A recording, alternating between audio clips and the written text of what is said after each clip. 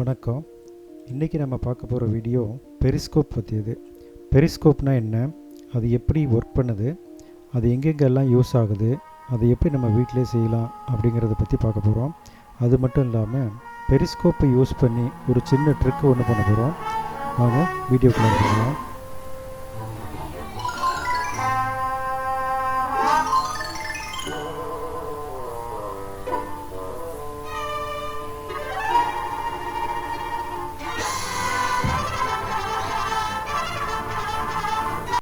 இந்த பெரிஸ்கோப் அப்படிங்கிறது multiple reflection அப்படிங்கிற ஒரு கான்செப்டை பேஸ் பண்ணி ஒர்க் பண்ணுது.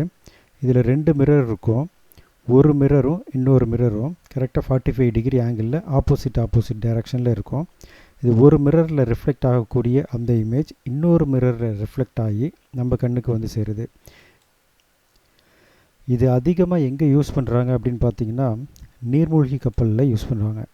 நீர்மூழ்கி கப்பலை பொறுத்த வரைக்கும் தண்ணிக்குள்ளார ஒரு குறிப்பிட்ட ஆழத்தில் இருந்துக்கிட்டு கடல் மட்டத்துக்கு மேலே நடக்கக்கூடிய விஷயங்களை பார்க்கலாம். இந்த கப்பலோட பெரிஸ்கோப்பை பார்த்திங்கன்னா கொஞ்சம் அட்வான்ஸ் டைப்பாக இருக்கும். இப்போ நம்ம செய்கிறது ஜஸ்ட்டு 2 மிரர் வச்சு செஞ்சுருவோம்.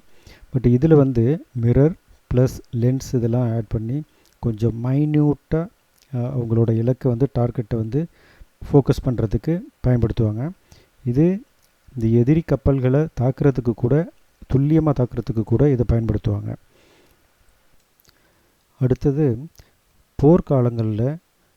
போர்க்காலத்தில் இதை அதிகமாக பயன்படுத்துவாங்க. சண்டை நடந்துகிட்டு இருக்கும்போது பதுங்கு குழிகளில் இருந்துக்கிட்டு நம்மளோட எதிரிகளோட நடமாட்டத்தை கண்காணிப்பதற்கும், அது மட்டும் இல்லாமல் எதிரிகள் கண்ணில் படாமல் அவங்க மேலே ஆயுதங்களை பிரயோகிப்பதற்கும் இதை பயன்படுத்துவாங்க.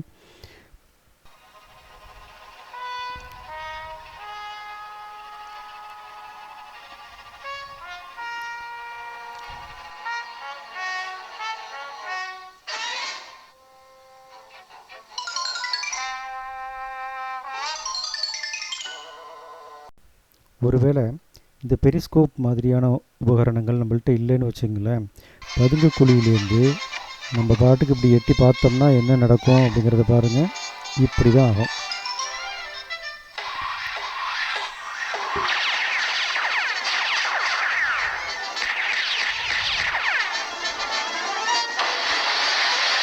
இப்படியும் நடக்கிறதுக்கு வாய்ப்பு இருக்குது. வாங்க இப்போ பெரிஸ்கோப் எப்படி செய்கிறதுன்னு பார்ப்போம். இப்போ நான் ரொம்ப சின்னதாக ஒரு பெரிஸ்கோப் செய்ய போகிறேன். அதாவது ஒரு 5 சென்டிமீட்டர் ஸ்கொயர் இருக்கிற மாதிரி 5x5 அந்த சைஸில் ஒரு பெரிஸ்கோப் செய்ய போகிறேன். அதுக்குண்டான காலிப்ரேஷன்ஸை இந்த கிராஃபில் நான் வரைகிறேன். இந்த கிராஃபில் தான் வரையணும்னு இல்லை, சாதாரணமாக டைரெக்டாக பேப்பர்லேயே வரைஞ்சி கூட நம்ம தயார் பண்ணலாம். ஈஸி அண்டர்ஸ்டாண்டிங்காக இந்த கிராஃபை நான் யூஸ் பண்ணுறேன். இதில் 5 + 5 10 சென்டிமீட்டர் மார்க் பண்ணிக்கிறேன். அதே மாதிரி அதோட அகலம் ஒரு 5 சென்டிமீட்டர் இருக்கிற மாதிரி மார்க் பண்ணிக்கிறேன்.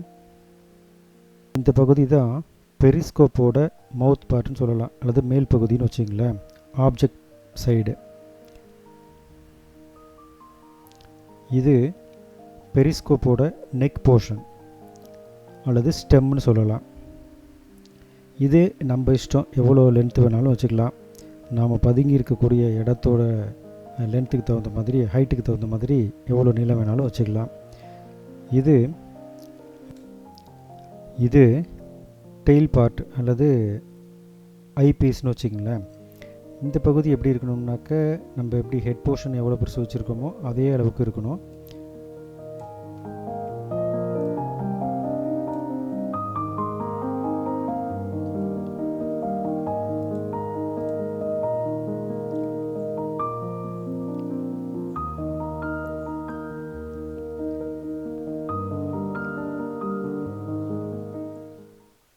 இப்போ நமக்கு ஒரு இசட் ஷேப்பில் ஒரு டயக்ராம் கிடைக்குது இல்லையா. இது 5 சென்டிமீட்டர் இருக்கணும். இது எவ்வளோ நீளம் வேணாலும் இருக்கலாம். இது கரெக்டாக 5 சென்டிமீட்டர் இருக்கணும்.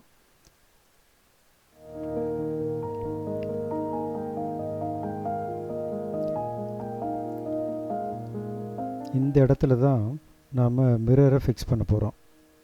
அதே மாதிரி இந்த இடத்துல ஒரு மிரர் ஃபிக்ஸ் பண்ணுவோம். இது ரெண்டும் கரெக்டாக ஆப்போசிட் டைரக்ஷனில் இருக்கணும்.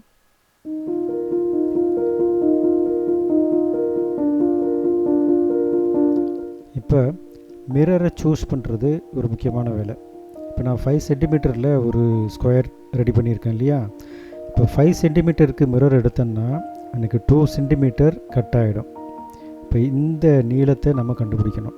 இந்த இடத்துல ஒரு ஸ்கொயர் வந்திருக்கு. இந்த ஸ்கொயரில் பார்த்திங்கனாக்கா குறுக்கா ஒரு 45 டிகிரியில் கோடு போட்டோம்னா அதோட லென்த் எவ்வளோ வரும் அப்படிங்கிறத நம்ம கண்டுபிடிக்கணும். ஜஸ்ட் நம்ம இப்போ டயக்ராம் வரையும் போது ஒரு காம்பஸ் வச்சு அளந்து கண்டுபிடிச்சிடலாம். பட் இருந்தாலும் நாம் இன்னொரு கால்குலேஷன் ஒன்று போடுவோம். ஒரு சின்ன கால்குலேஷன், பித்தாகரஸ் தியரத்தை இதில் நாம் யூஸ் பண்ணுவோம்.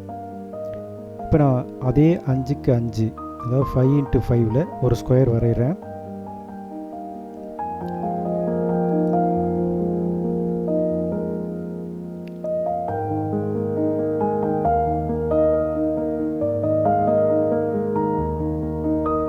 இந்த ஸ்கொயரை குறுக்க நான் கட் பண்ணுறேன்.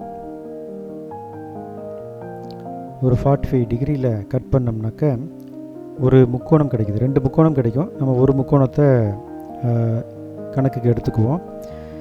இதில் இந்த கீழ்ப்பகுதி A, இந்த பகுதியை வந்து Bன்னு எடுத்துக்குவோம். இது வந்து C.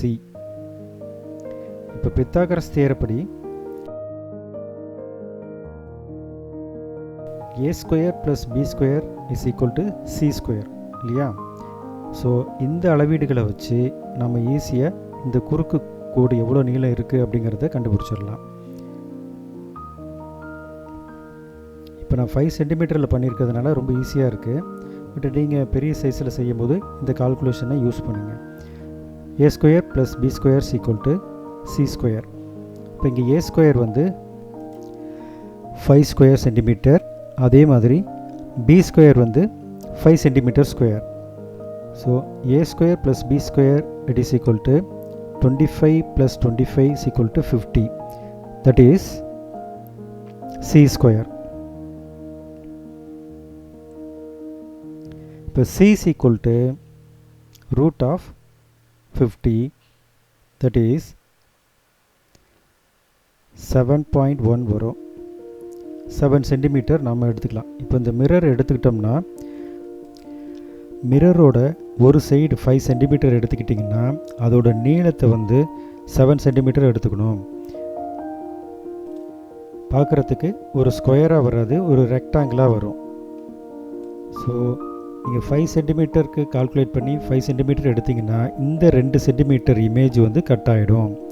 அதுக்காக தான் நம்ம கூடுதலாக ஒரு 2 சென்டிமீட்டர் எடுத்துக்கிறோம்.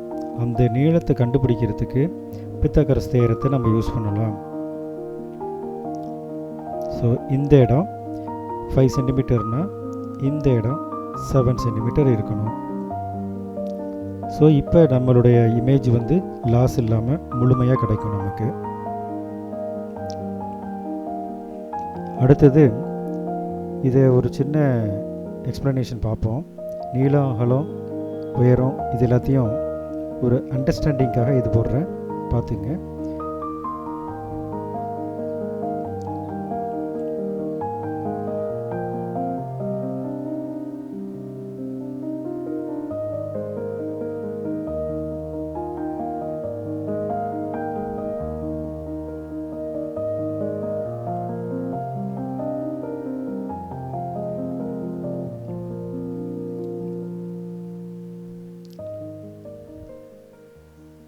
இப்போ நமக்கு 2 ஸ்கொயர் ஏரியா வருது பாருங்கள். இங்கே ஒரு ஸ்கொயர், மேலே ஒரு ஸ்கொயர் வருது இல்லையா. இந்த ஸ்கொயரோட 2 கார்னரையும் ஜாயின் பண்ணாக்க நமக்கு என்ன லென்த்து கிடைக்குதோ அந்த லென்த்து தான் மிரரோட நீளமாக இருக்கணும்.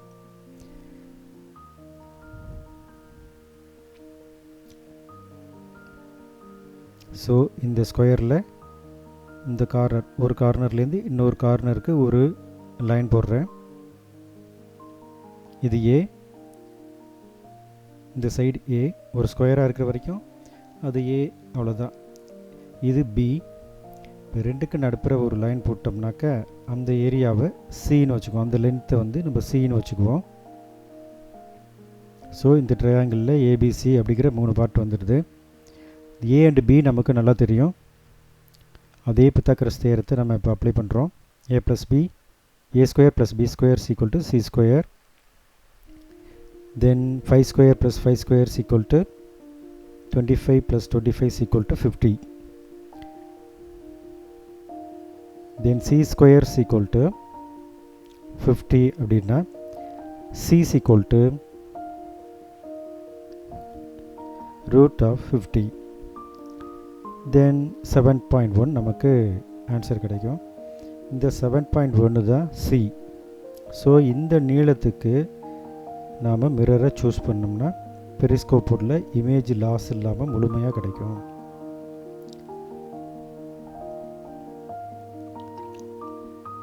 அடுத்தது இந்த ஏரியாவை நம்ம கால்குலேட் பண்ணிட்டோம். இது அப்படியே கார்ட்போர்டுக்கு மாற்றிக்குவோம். கார்ட்போர்டில் இந்த ஏரியா ஃபுல்லாக நமக்கு அந்த ஜி டைப்பில் இருக்கக்கூடிய அந்த ஏரியா நமக்கு யூஸ் ஆகும். மீதி ஏரியாவை மடித்து டியூப் மாதிரி செய்கிறதுக்காக அதை யூஸ் பண்ணலாம். இதில் எந்த ஏரியாவுமே எந்த பார்ட்டுமே வேஸ்ட் ஆகாமல் நம்ம யூஸ் பண்ணிக்கலாம்.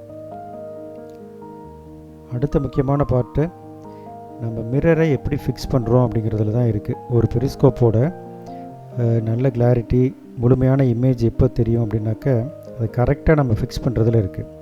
இந்த 45 டிகிரிக்கு நம்ம லைன் போட்டுருவோம். அதனால் மிரரை வைக்கிறதுல நமக்கு பிரச்சனை இருக்காது.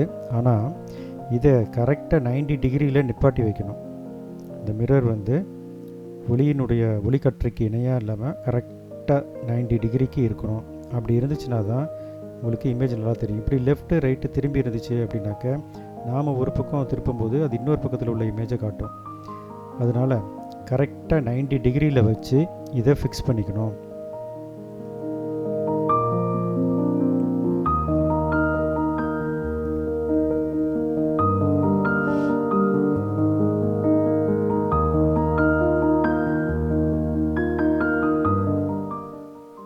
நீங்கள் க்ளூ கன் யூஸ் பண்ணாலும் ப்ராப்ளம் இல்லை.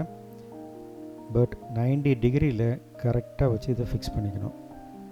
அதே மாதிரி லைட் வரக்கூடிய டைரக்ஷனுக்கு கரெக்டாக 45 டிகிரியில் இது இருக்கணும். அப்படி இருந்துச்சுன்னா தான் நமக்கு கிடைக்கக்கூடிய இமேஜ் தெளிவானதாக முழுமையானதாக இருக்கும்.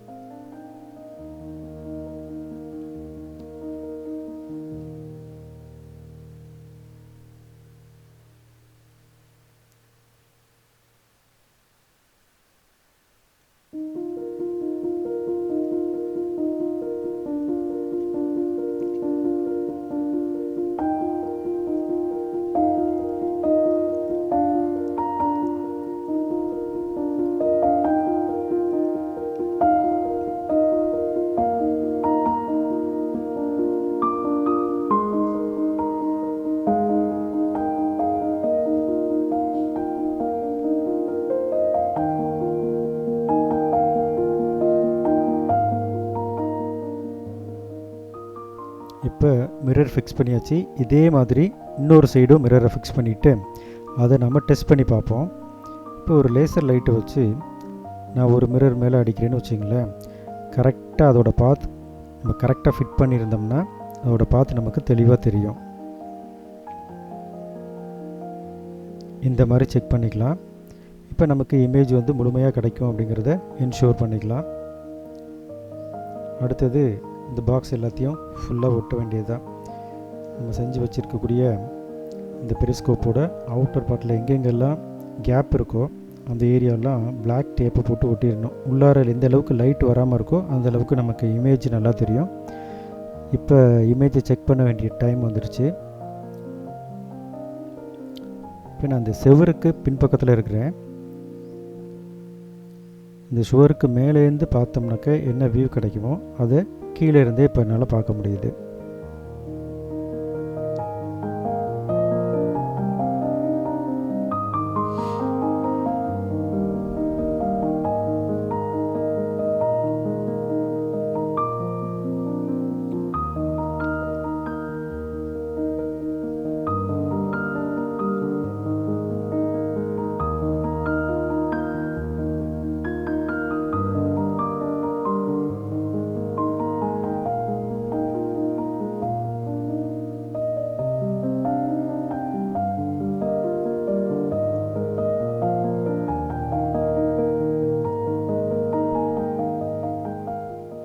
அடுத்தது ஒரு ஃபேக் எக்ஸ்ரே மிஷின் எப்படி தயார் பண்ணுறதுன்னு பார்ப்போம். 2 பெரிஸ்கோப்பை நம்ம தயார் பண்ணிக்கிறோம். இப்போ இதில் சில அட்டாச்மெண்ட்டெல்லாம் எக்ஸ்ட்ரா வைக்கிறேன். இது வந்து சும்மா பார்க்குறவங்கள கன்ஃபியூஸ் பண்ணுறதுக்காக இப்படி ஒரு செட்டப் தான். இது அவசியம் இல்லை.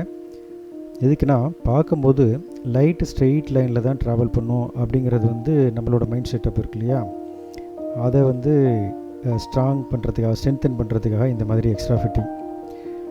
இப்போ 2 பெரிஸ்கோப்லேயும் இந்த மாதிரி எக்ஸ்ட்ரா கார்ட்போர்டில் ஒரு ஸ்கொயர் செஞ்சு, அதே 5 சென்டிமீட்டரில் ஸ்கொயர் செஞ்சு அட்டாச் பண்ணிக்கிறேன்.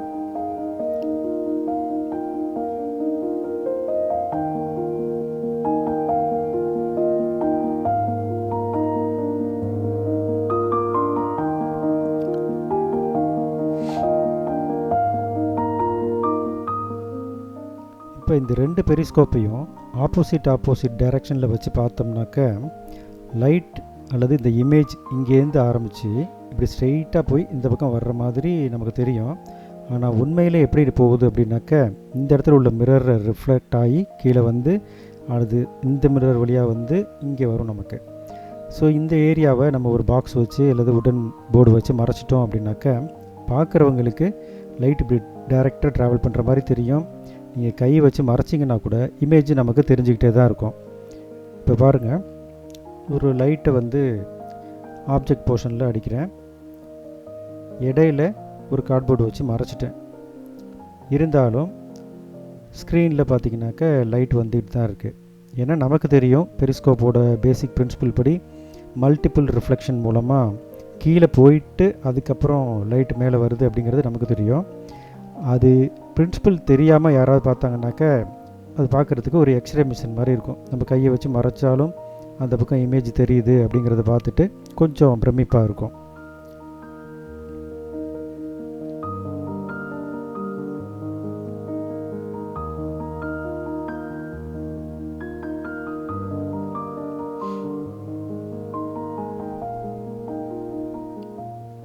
இந்த ஐடியா வந்து பொழுதுபோக்கு பௌதிகம் அப்படிங்கிற ஒரு புக்கு, ரஷ்யன் புக்கு. இந்த புக்கில் வந்து கொடுத்துருந்தாங்க. கிட்டத்தட்ட ஒரு 20-25 வருஷத்துக்கு முன்னாடி பார்த்தது. வாய்ப்பு கிடச்சிச்சின்னா இந்த மாதிரி சயின்ஸ் புக் வாங்கி படிங்க, கண்டிப்பாக யூஸ்ஃபுல்லாக இருக்கும். வீடியோ பார்த்ததுக்கு ரொம்ப நன்றி. மறக்காமல் சப்ஸ்கிரைப் பண்ணிடுங்க, லைக் கொடுங்க, உங்கள் ஃப்ரெண்ட்ஸுங்களுக்கும் ஷேர் பண்ணிடுங்க.